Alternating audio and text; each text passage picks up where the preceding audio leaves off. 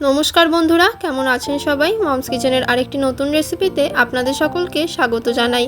আজকে আমি তৈরি করব হেলদি এবং টেস্টি একটি টিফিন। এটি তৈরি করার জন্য আমি প্রথমেই একটি বাটিতে নিয়ে নেব হাফ কাপ মতো সুজি। তারপর আমি এর মধ্যে নিয়ে নেব স্বাদ মতো নুন। তারপর এর মধ্যে দিয়ে দেব কিছুটা পরিমাণে জল। কিছুটা পরিমাণে জল দিয়ে নেওয়ার পর একটি চামচের সাহায্যে আমি একটু মিশিয়ে নেব। তারপর আমি আবার এর মধ্যে একটু জল নিয়ে নিলাম, কারণ আমার এখানে জলটা কম হয়ে গেছিল।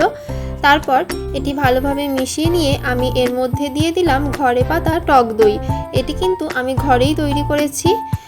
তারপর আমি একটি কড়াইতে সর্ষের তেল দিয়ে সেটির মধ্যে দিয়ে দিলাম গোটা জিরে, কাঁচা লঙ্কা এবং সেদ্ধ করে রাখা আলু।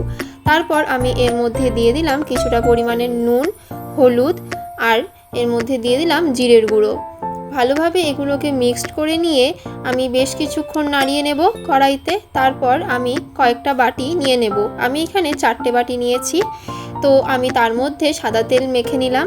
এবারে সেই তৈরি করে রাখা মিশ্রণটির মধ্যে আমি কিছুটা পরিমাণে বেকিং পাউডার দিয়ে নিয়ে আমি বাটিতে ঢেলে নিলাম। হাফ বাটিতে ঢেলে নিয়ে তারপর আমি সেই সেদ্ধ করে রাখা আলুটা যে তৈরি করে নিলাম সেটি মাঝখানে দিয়ে নিয়ে আবার ওপর থেকে সেই মিশ্রণটি দিয়ে দিলাম।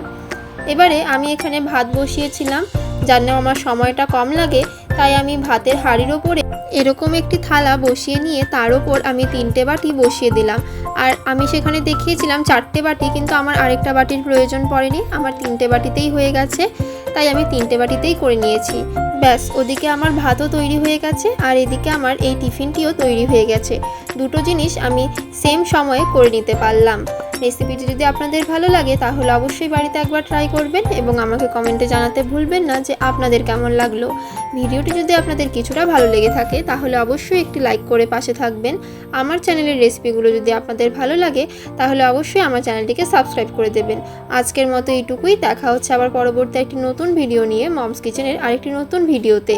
আজকের মতো এইটুকুই। টাটা।